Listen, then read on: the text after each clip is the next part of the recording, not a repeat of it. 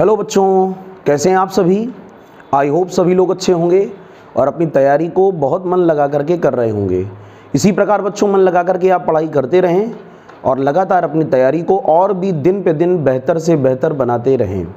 जितना हो सकता है हम लोग आपका सपोर्ट कर रहे हैं आपकी स्टडी में, और आप जितना ज़्यादा हो सके आप चीज़ों को रिवीजन करें। जितने प्रैक्टिस सेट आपको कराए जा रहे हैं उन सारे प्रैक्टिस सेट्स को आप रिवाइज करें, घर में नोट्स बनाएं और अपनी तैयारी को और भी अच्छा बनाएं। बच्चों आज हम लोग जो प्रैक्टिस सेट लेकर के आए हैं उसमें आप लोगों को कंबाइंड पूरी फिजिक्स के कुछ क्वेश्चंस दिए जाएंगे, जिन क्वेश्चंस को आपको पहले खुद से ट्राई करना है और उनके आंसर्स को निकालना है। प्रयास करना है पहले आंसर्स को निकालने का, और उसके बाद अगर आंसर नहीं आता है तो मैं तो आपको आंसर क्लियर ही करूंगा। ये क्वेश्चन किसी भी यूनिट के हो सकते हैं फिजिक्स के, जो आपके एग्ज़ाम को बहुत ही अच्छी तरीके से आपकी तैयारी को और प्रभावी ढंग से ये अच्छा करेंगे। तो उम्मीद है कि आपको ये वीडियो पसंद आएगा, इसलिए सभी लोग जल्दी से कॉपी पेन निकाल लें और तैयारी में लग जाएं। और जिन बच्चों ने चैनल को सब्सक्राइब नहीं किया है वो चैनल को सब्सक्राइब करें, और जिन बच्चों ने चैनल को सब्सक्राइब कर रखा है वो वीडियो को देखने के बाद शेयर ज़रूर किया करें, लाइक किया करें और कमेंट किया करें, और ये ज़रूर बताया करें कि आपको ये वीडियो कैसा लगा, आपकी तैयारी कैसी चल रही है, जो क्वेश्चंस आपको दिए गए हैं वो कैसे आपको लगे हैं। आप लोग जितना ज़्यादा कमेंट करते हो, जितना ज़्यादा लाइक करते हो वीडियो को, उतना ही ज़्यादा हम लोगों का मनोबल और आगे बढ़ता है कि आगे और भी कुछ अच्छा लेकर आपके लिए आया जाए और निरंतर इस प्रक्रिया को जारी रखा जाए। ठीक है बच्चों, तो ज़रूर वीडियो को लाइक किया करें, कमेंट किया करें और ज़्यादा से ज़्यादा अपने दोस्तों के बीच इसको शेयर किया करें। और जो बच्चे इस समय वीडियो को देख रहे हैं चैनल को सब्सक्राइब नहीं किया वो चैनल को सब्सक्राइब करें और लास्ट वीडियोस को भी जाकर के देखें। जितने भी वीडियो प्रैक्टिस टारगेट सीरीज के डाले गए हैं वो सभी आपके लिए बहुत ही इंपॉर्टेंट होने वाले हैं। ठीक है बच्चों, तो चलिए तैयारी को स्टार्ट करते हैं। प्रैक्टिस सेट नंबर 10, जिसमें आज हम लोग सब इंपॉर्टेंट क्वेश्चंस लेकर के आए हैं जो आपके आने वाले एग्जाम के लिए बहुत ही उपयोगी सिद्ध होंगे। ठीक है, तो चलिए पहला क्वेश्चन बच्चों ध्यान से पढ़िए। एक वस्तु को एक मीनार की से नीचे की ओर छोड़ा जाता है। ठीक है, इंग्लिश मीडियम वाले स्टूडेंट भी समझते रहें, मैं आपको ट्रांसलेशन करता रहूंगा। An object drops from the top of A tower, और यह पृथ्वी तल तक पहुंचने में 4 सेकंड का समय लेती है। This body takes 4 second time till reaching to the ground. तो आपसे पूछा गया what is the height of minaret, आप मीनार की ऊंचाई को बताएं। ट्राई करें बच्चों। क्वेश्चन में आपको बताना है मीनार की ऊंचाई, हाइट ऑफ मिनरेट।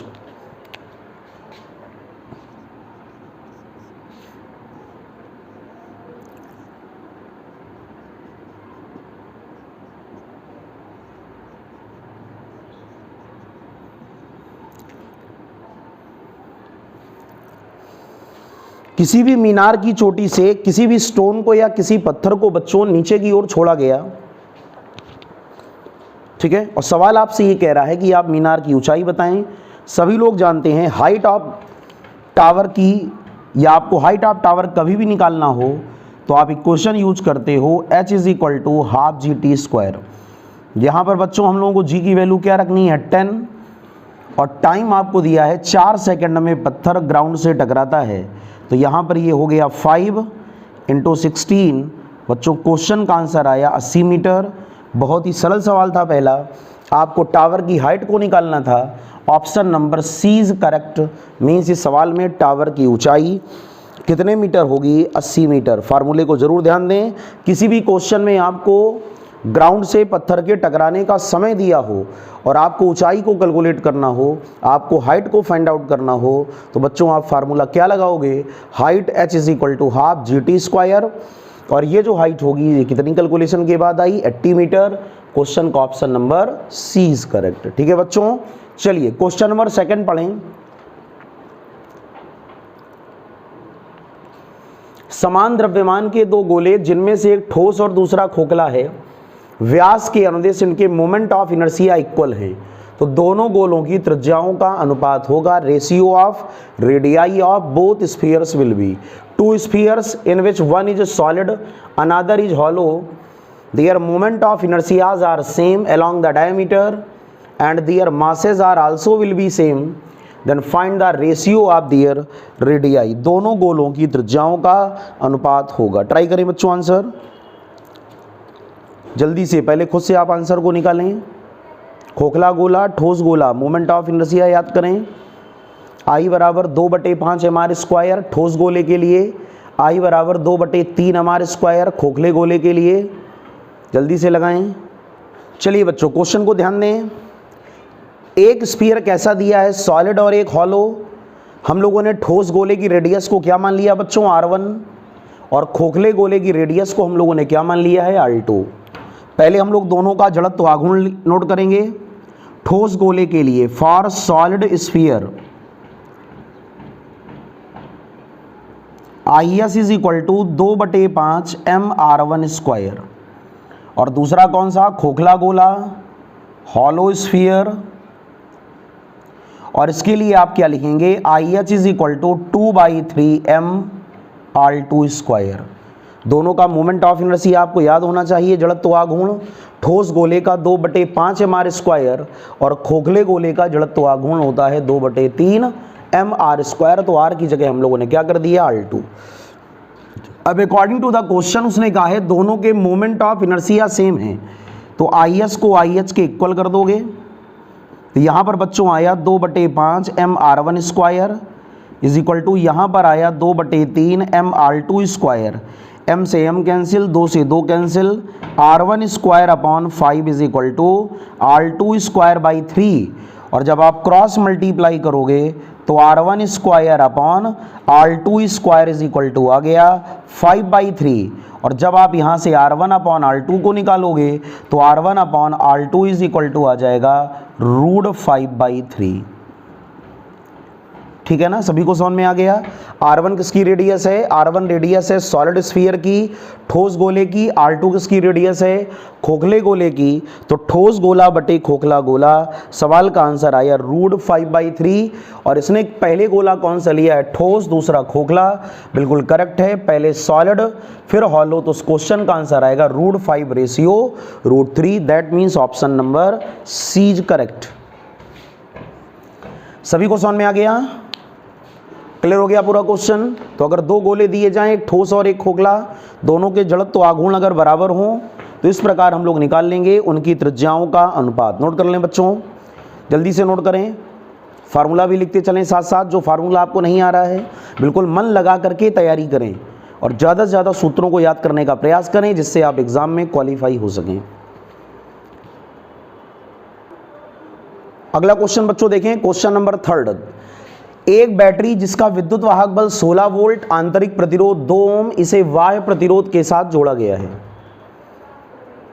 परिपथ में अधिकतम शक्ति व्यय के लिए प्रवाहित धारा होगी। सबसे इंपॉर्टेंट लाइन ये लिखा हुआ है मैक्सिमम पावर। बहुत इंपॉर्टेंट क्वेश्चन, एनडीए और एयरफोर्स के एग्जाम में ऐसे क्वेश्चन कई बार पूछे जा चुके हैं जहां आपसे कहता है मैक्सिमम पावर। तो मैक्सिमम पावर के लिए आपको करंट को फाइंड आउट करना है। ठीक है बच्चों, ट्राई करें पहले क्वेश्चन को जल्दी से।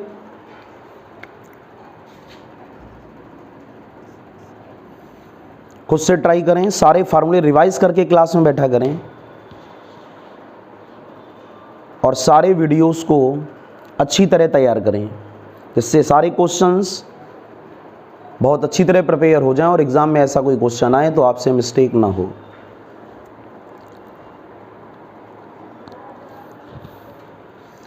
उसने बोला है मैक्सिमम पावर के लिए करंट कितना होगा। जिन्होंने आंसर निकाल लिया है वो कमेंट जरूर किया करें क्या आपका आंसर आया, और जिन बच्चों को नहीं आया वो लोग ध्यान दें। बच्चों ये जो लाइन लिखी हुई है अधिकतम शक्ति व्यय, इसकी सबसे बड़ी पहचान है small r is equal to capital R। इस बात को आप याद कर लें, किसी भी परिपथ में अगर अधिकतम शक्ति व्यय है, मैक्सिमम पावर आपसे बोला गया है इलेक्ट्रिकल सर्किट में, तो मैक्सिमम पावर कब होगा, जब सेल का इंटरनल रेजिस्टेंस आंतरिक प्रतिरोध उसके बाह्य प्रतिरोध यानी एक्सटर्नल रेजिस्टेंस के बराबर होगा। स्मॉल r बराबर कैपिटल R, स्मॉल r बराबर कैपिटल R। तो ये स्वयं में अपना एक ऑब्जेक्टिव क्वेश्चन है कि अधिकतम शक्ति व्यय के लिए आंतरिक प्रतिरोध और बाह्य प्रतिरोध में संबंध है। तो अधिकतम शक्ति व्यय के लिए इंटरनल रेजिस्टेंस हमेशा एक्सटर्नल रेजिस्टेंस के बराबर होता है। ठीक है, और जो मैक्सिमम करंट है बच्चों, पावर तब मैक्सिमम होगी जब करंट मैक्सिमम।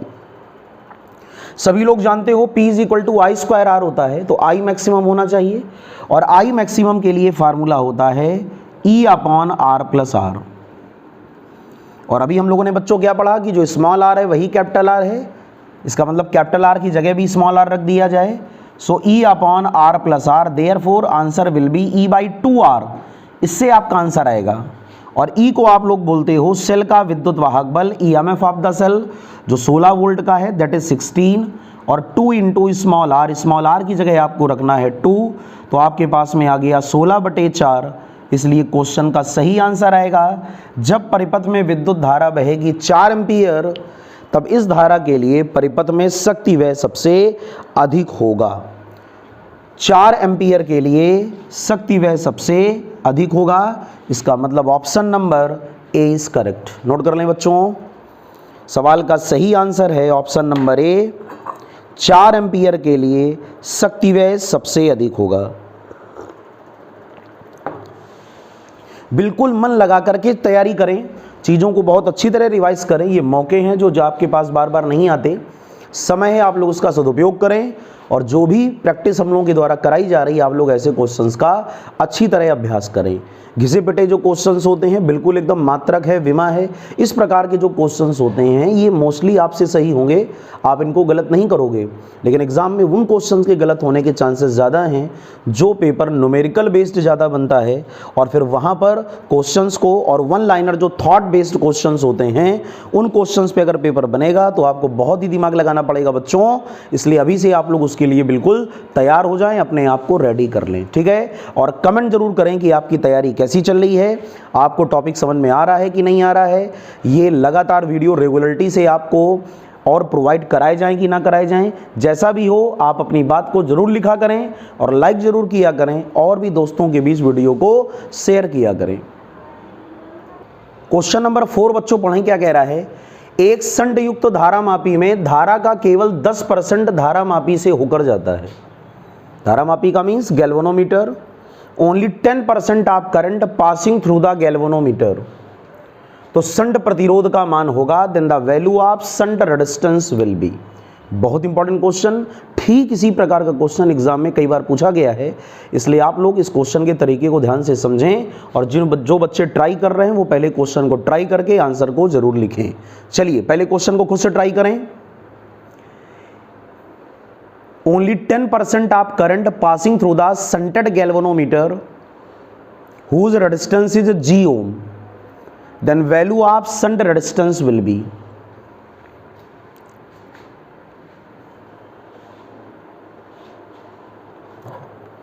किसी संट युक्त धारामापी से धारा का केवल 10% ही भाग गुजरता है।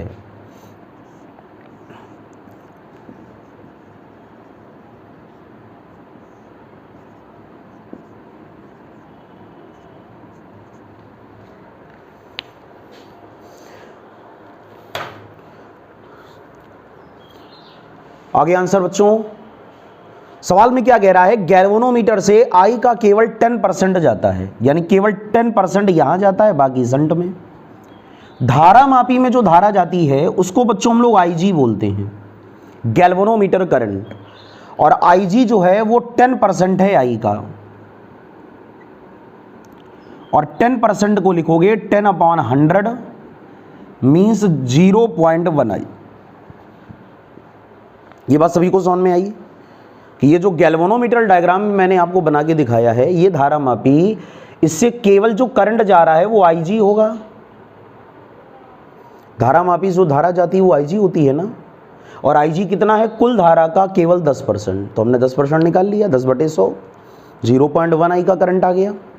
ये 0.1 आई का करंट जी से गया, तो कितना करंट शंट से होकर गया, अरे टोटल करंट तो आई होता है ना, तो शंट से जाने वाली धारा कुल धारा माइनस धारामापी से जाने वाली धारा। अब कुल धारा बच्चों क्या है, आई, और धारामापी की धारा 0.1 आई, दैट इज इक्वल टू 0.9 आई। बड़ा सिंपल है। बताइए, ये दोनों बातें आपको समझ में आ गई। गैल्वेनोमीटर की जो करंट है अगर वो 0.1 आई है, तो शंट की जो करंट है वो 0.9 आई होगी। सभी को क्लियर हो गया? बोले भाई। अब एक काम करो, धारामापी और शंट दोनों पैरेलल होते हैं, इसलिए इनके वोल्टेज बराबर होंगे। जो विभवांतर धारामापी का वही शंट का, तो हम लोग क्या लिखेंगे, IG into G is equal to IS into S. IG की वैल्यू कितनी है बच्चों, यहां से आपको निकालना क्या है, यहां से आपको निकालना है संट। तो S इज इक्वल टू एक साथ वैल्यू हम लोग रख लेंगे IG अपॉन IS इंटू जी। चलिए वैल्यू को रखा जाए, IG कितना है 0.1 I, IS कितना आ रहा है बच्चों 0.9 I, और संट जो आपके पास में दिया गया है, सॉरी जो गैल्वेनोमीटर आपको दिया गया है उसको G बोला गया है, I से I कैंसिल। क्वेश्चन का बच्चों सही आंसर आ गया G/9। ठीक है ना, पॉइंट से पॉइंट हट गया, क्वेश्चन का सही आंसर आ गया G/9। कौन सा आंसर G/9 है, option number C is correct. इसका मतलब इस अमीटर में जो संट जोड़ा गया है वो G/9 का ही होगा। क्लियर हो गया बच्चों, समझ में आ गया, कोई दिक्कत तो नहीं किसी को, फार्मूले रिवीजन में है सभी लोगों को, बहुत अच्छी बात। जिनको सूत्र नहीं रिवीजन में है वो लोग पहले फार्मूले को रिवाइज करें और फिर क्वेश्चन को लगाएं। अगला क्वेश्चन बच्चों ट्राई करें, यदि थीटाई उत्क्रमण ताप है, उत्क्रमण का मतलब टेम्परेचर ऑफ इन्वर्जन, ये क्वेश्चन नोट कर लें जल्दी से। थीटा आई को बोला गया टेम्परेचर ऑफ इन्वर्जन यानी उत्क्रमण ताप, और थीटा एन है न्यूट्रल टेम्परेचर उदासीन ताप, और थीटा सी इज द शीतल संधि का ताप का मतलब टेम्परेचर ऑफ कोल्ड जंक्शन। आप समझ गए हो, सीबैक इफेक्ट की बात चल रही है, सीबैक प्रभाव। तो आपसे ये पूछा गया है कि ये जो फार्मूले दिए गए हैं इनमें सही रिलेशन क्या है। मैंने आपको क्वेश्चन पढ़ाया भी है, आप जल्दी से आंसर को निकालें। आ गया बच्चों आंसर,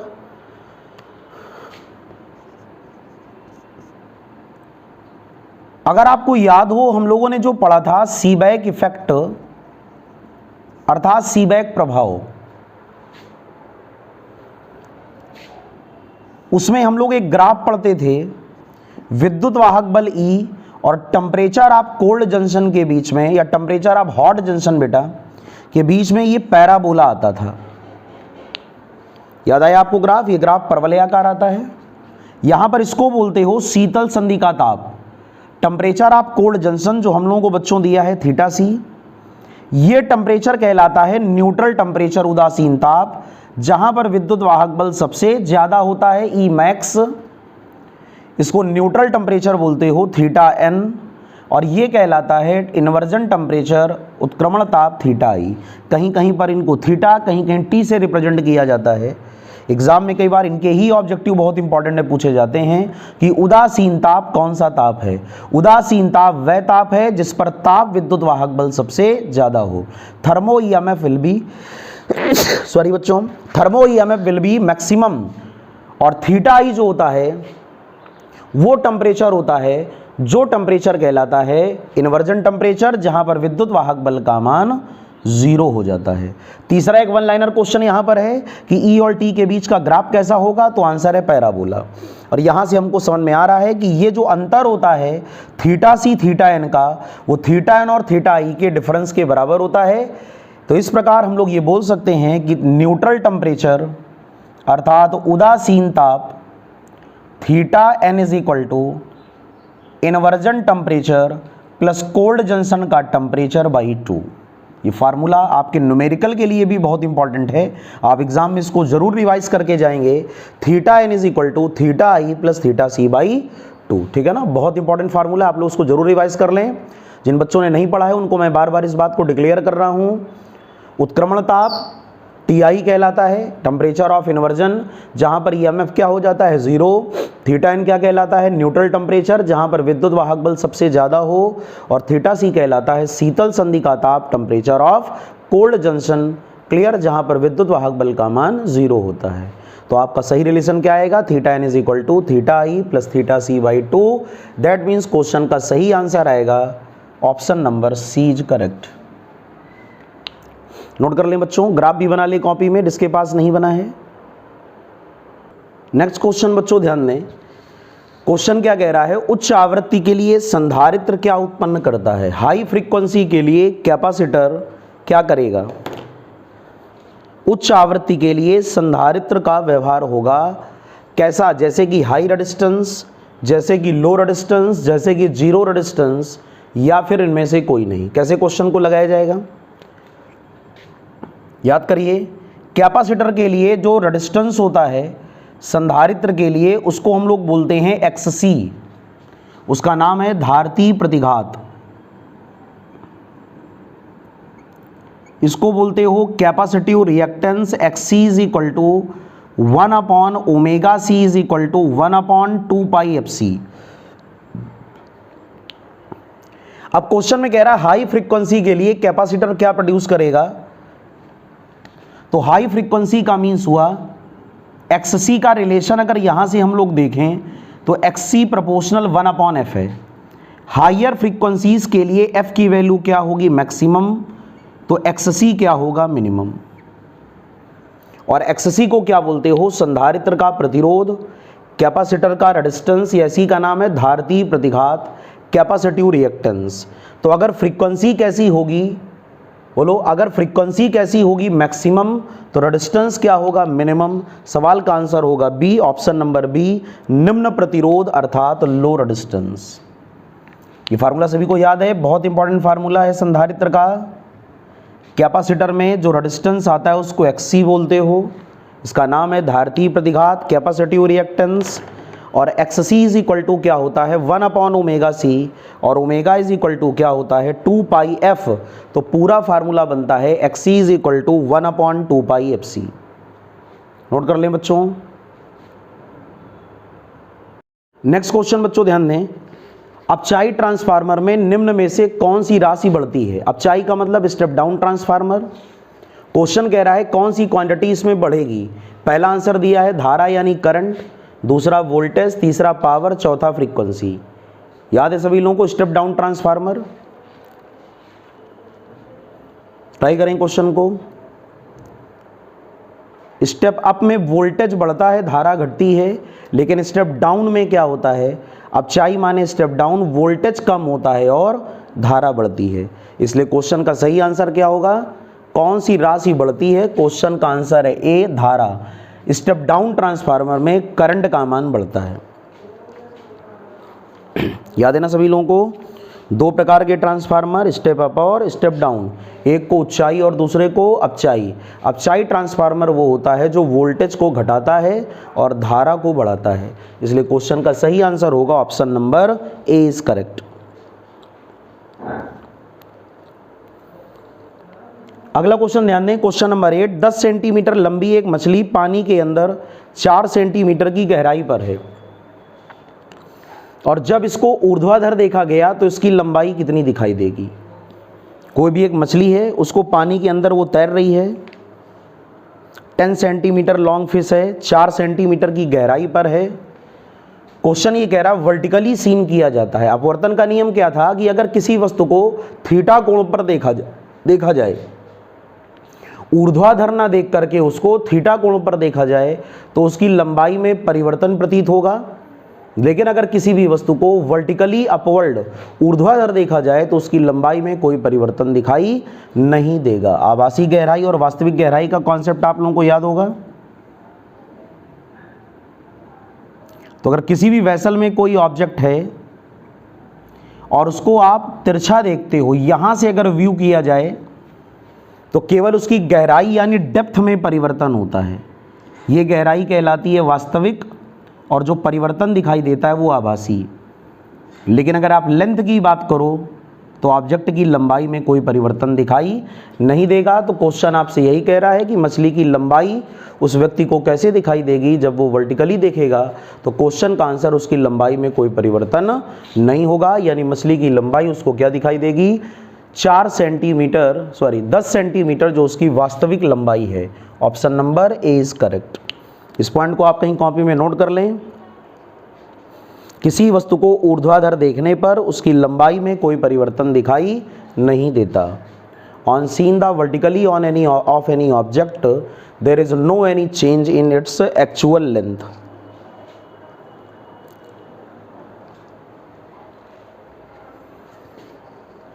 नोट कर लें कॉपी में।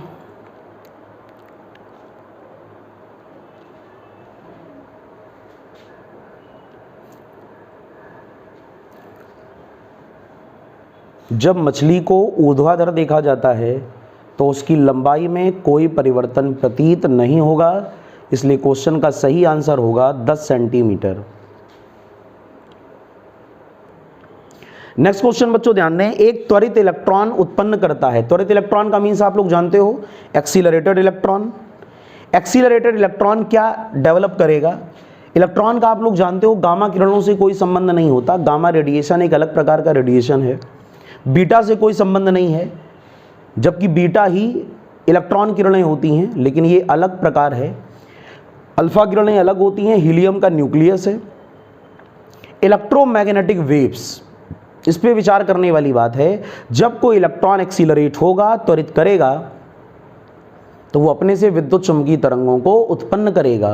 विद्युत चुंबकीय तरंगों का उत्पादन सदैव त्वरित इलेक्ट्रॉनों के द्वारा होता है, इसलिए क्वेश्चन का सही आंसर है इलेक्ट्रोमैग्नेटिक वेव्स, अर्थात विद्युत चुंबकीय किरणें।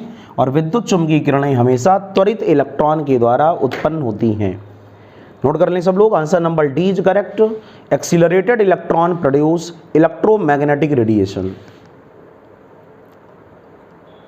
नेक्स्ट क्वेश्चन बच्चों ध्यान दें, एक आर त्रिज्या की कुंडली में तार के 600 फेरे हैं, 600 number of turns in any coil of radius R, और इसका सेल्फ इंडक्टेंस 108 मिली हेनरी है, स्वाप्रेरकत्व।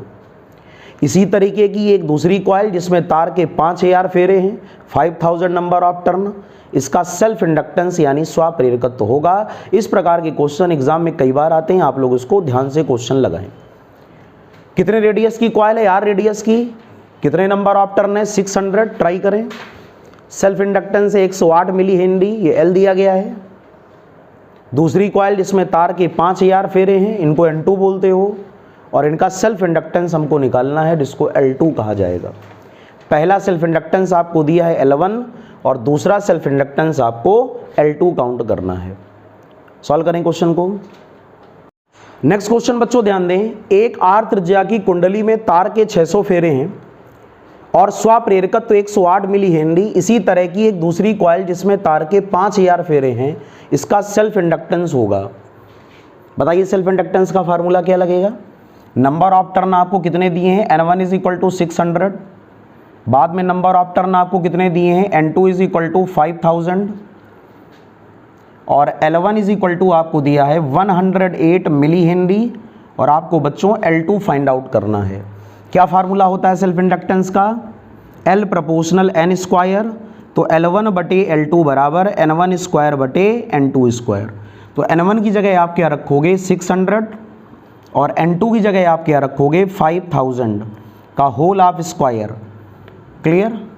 और इसको आप लोग सॉल्व कर लें। L1 की वैल्यू आपको दी है 108, L1 की जगह आप रखोगे 108, L2 आपको निकालना है, तो ये हो गया 6/50 का होल ऑफ स्क्वायर, और यहाँ से आप क्रॉस मल्टीप्लाई करके L2 को कैलकुलेट कर लें, और बच्चों L2 का आंसर आपका आएगा 75 मिली हेनरी। ठीक है, सभी लोग कर लोगे क्वेश्चन को?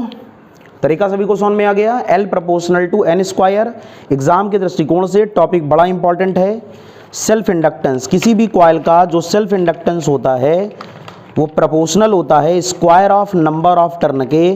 तो पूरा फार्मूला क्या लगेगा? L प्रोपोर्शनल N स्क्वायर, तो L1 अपॉन L2 बराबर N1 square upon N2 square. Solve कर लिया बच्चों।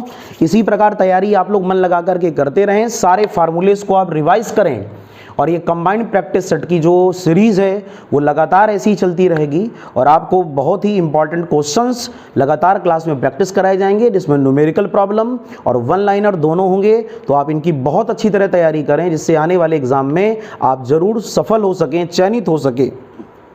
ठीक है बच्चों, तो आज का ये टॉपिक अगर आपको पसंद आया हो तो वीडियो को लाइक करें, कमेंट करें, और जिन बच्चों ने चैनल को सब्सक्राइब नहीं किया है चैनल को सब्सक्राइब करें, जिससे आगे आने वाले लगातार प्रैक्टिस वीडियोस आपको इसी प्रकार मिलते रहें। तो नेक्स्ट वीडियो में नए क्वेश्चंस के साथ आपसे फिर से मुलाकात होगी। तब तक के लिए जय हिंद, जय भारत।